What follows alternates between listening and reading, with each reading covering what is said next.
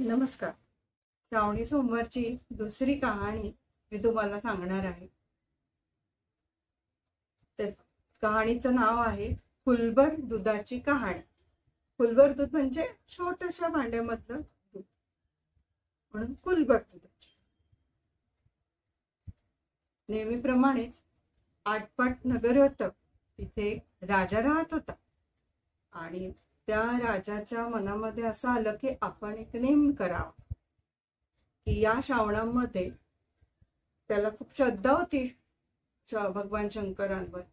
रामशिवाचं मंदिराचा जो गाभारा आहे तो दुधाने भरावा असं त्याला नेम करावा. तर त्याच्या घरचं दूध पुरलं नसतं, म्हणून त्यांनी दवंडी पिटली गावामध्ये की सगळ्यांनी आपापल्या घरातलं सगळं दूध आणून दर श्रावणी सोमवारी व्हावं, म्हणजे गाभारा भरेल आणि त्याची इच्छा पूर्ण होईल. गाभारा भरून दुधाने भगवान शंकर प्रसन्न होतील आपल्यावर.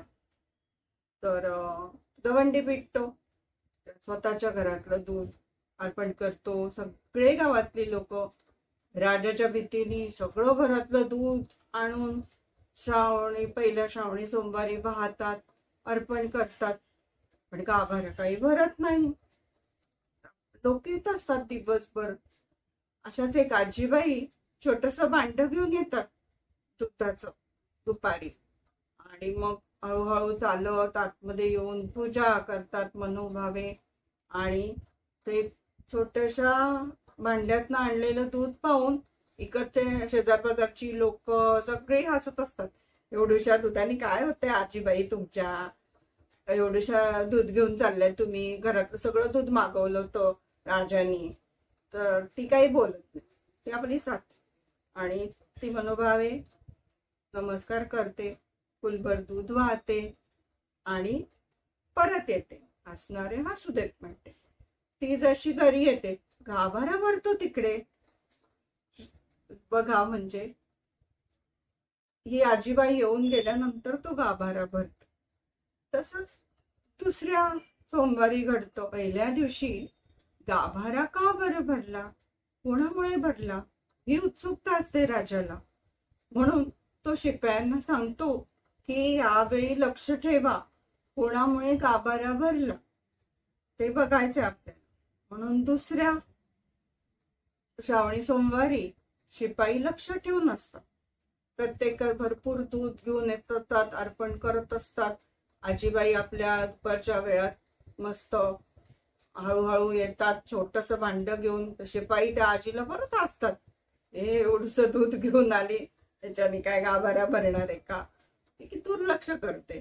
ती आपली परत मनोभावे पूजा करते शंकराची आणि ते फुलभर दूध वाहते देवाला छोट्याशा भांड्यात आणले आणि परत फिरते. शिपाई आपली त्या आजीवर हसतच असतात, त्यांचं काही लक्ष नसतं आणि गाभारा भरून वाहतो परत.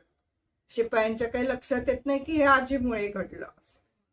मग तिसऱ्या श्रावणी सोमवारी राजा विचार करतो आपणच बघावा की कोणामुळे गाभारा. म्हणून तो स्वतः पूजा करतो, दूध अर्पण करतो आणि दिवसभर तिथेच बसून राहतो की कोणामुळे होतंय. प्रत्येक येतात, आपापलं भरपूर दूध घेऊन अर्पण करतात.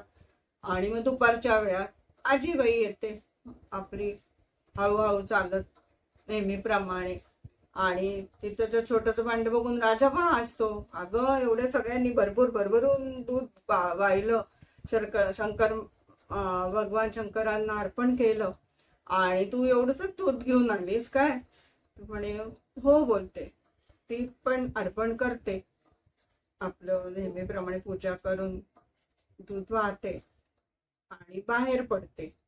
तर 5-10 मिनिटात गाभारा भरून जातो. राजाच्या लक्षात येतं आजीबाईंनी छोटस भांड जरी आणलं असेल तर तिच्या या भांड्यातल्या फुलभर दुधामुळेच हा गाभारा भरतो आहे. मग तो बाटल्या करतो, आजीला थांबवतो आणि आजीला विचारतो की तू एवढे लोक भरभरून आम्ही अर्पण करतोय दूध आणि गाभारा तरी भरत नव्हता आणि तू एवढंच दूध वाहिलं तरी कसा काय गाभारा भरला?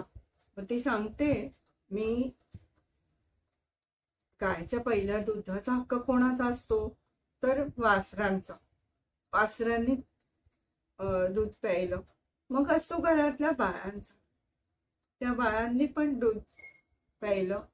आणि मग देवाचा. ते जे उरलेलं दूध आहे ते मी घेऊन आले आणि देवाला अर्पण केलं. पण मी ते मनोभावे अर्पण केलं आणि मी ते देवाला पावलं, कारण मी घरातल्यांना तृप्त केलं, वासरांना तृप्त केलं, बाळांना तृप्त केलं, त्यांचे हक्क त्यांना दिले आणि मग मी देवाला पाहिलं. मग राजाला आपली चूक कळून आली आणि चौथ्या श्रावणी सोमवारी त्यांनी पण घरातल्या म्हणजे वासरांना पहिले दूध दिलं, घरातल्या बाळांना दूध दिलं आणि मग उरलेलं दूध त्यांनी भगवान शंकरांना अर्पण केल्यावर त्यावेळी ती सांगते, मी काय गाभारा होऊ लागला. ह्यातून काय तात्पर्य घेता येईल की आपल्या घरातल्या सगळ्यांचं तुम्ही मनोभावे सेवा करा, त्यांना तृप्त करा आणि मग आपण देवाला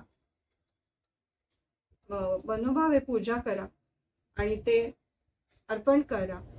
अशी दुसऱ्या सोमवारची 60 उत्तराची कहाणी. 5 उत्तरे सुपर संपूर्ण. खूप खूप धन्यवाद. माझ्या YouTube चॅनलला लाईक करा, शेअर करा, सबस्क्राईब करा.